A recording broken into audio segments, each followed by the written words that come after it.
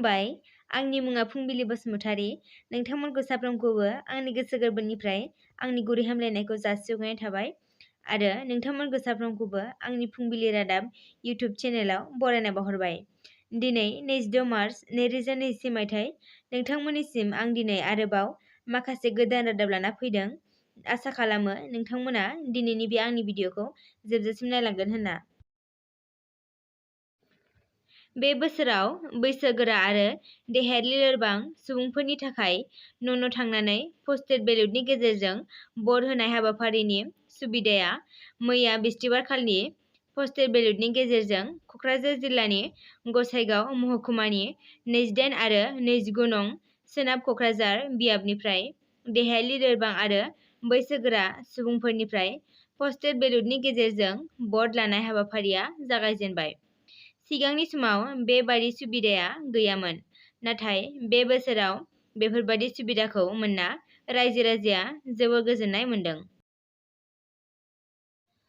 मनरन्जन ब्रह्म बिथाङा सोनाब क'क्राझार बियाबनि फोसावदिं मेलाव बाहागो लानानै बिसायख'थियाव देरहायोब्ला ओनसोलनि गुबुन गुबुन हारि माहारि जेरै बेंगलि, मुसलमान, राजबंशी फोरनि थाखाय जौगानायनि खामानि मावगोन होनना बुङो।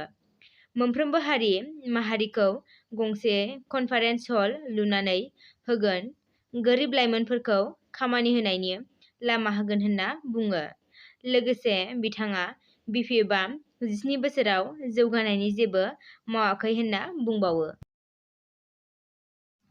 बिपिएफ दोलोनि बारग' एमएलए सन्दीप बसुमतारीया टिकेट मोनैनि उनावहाय बिपिएफ दोलोखौ नागारना इउपिपिएल दोलोआव जयेन जाबाय। तामुलपुर बियाबाव इउपिपिएल, बिजेपि, जिएसपिनि जथायै गेलेनायाव लेहराम बर'खौ बिजाथि फसंनायाव सन्दीप बसुमतारीया मदद होगोन होनना बुङो। लेहराम बर'आ सासे रोंग'थि गोनां बिजाथिखाय सन्दीप बसुमतारीया बिथांखौ मदद होगोन होनना बुङो। तामुलपुर बादि मानगोनां बियाबाव रोंग'थि गैयै बिजाथिनि आखायाव थानायखौ बिथाङा लुबैया होनना बुङो। बिथाङा मदद होयोब्लाबो गाव माब्लाबाबो एमएलए, एमपि आरो एमसिएलए महरै माब्लाबाबो बिसायख'थि गेलेया होनना बुङो। दुलाराय नाथ जुगि फरायसा आफादआ मोनसे प्रेस कनफारेन्सनि गेजेरजों खौरांगिरिफोरनि सिगाङाव बिजेपि दोलोनो भट होनायनिफ्राय गोजानाव थागोन होनना दुलाराय नाथ जुगि फरायसा आफादनि नेहाथारि अरविन्द नाथआ बुंथियो। लोगोसे बिजेपिखौ गाग्लोबना बिजेपि सरकारा गोहोआव थानाय समाव जुगिफोरनि जौगानायनि थाखाय जेबो मावाखै आरो जुगिफोरखौ नासयबोदों होनना बुङो। विधान सभा बिसायख'थिया मोनथाम खोलोबआव खुंफुंजागोन। फैगौ बिसायख'थिनि थाखाय आसाम सरकारा रायजोआव ड्राइ डे फोसावना होबाय। आसाम सरकारा मोनफा खोलोबनि थाखाय 48 घन्टा जौ बन्द महरै ड्राइ डे फोसावना होदों। गिबि खोलोबनि थाखाय 25 मार्च मोनाबिलिनि 6 रिंगानिफ्राय 27 मार्चनि मोनाबिलि 6 रिंगासिम जेखुनु जाया जौ फाननाय आरो जौ बायनायखौ बन्द खालामदों। नैथि खोलोबनि थाखाय 30 मार्चनि मोनाबिलि 6 रिंगानिफ्राय 1 एप्रिलनि 6 रिंगासिम आरो थामथि खोलोबनि थाखाय 4 एप्रिलनि मोनाबिलि 6 रिंगानिफ्राय 6 एप्रिल मोनाबिलिनि 6 रिंगासिम बन्द थागोन।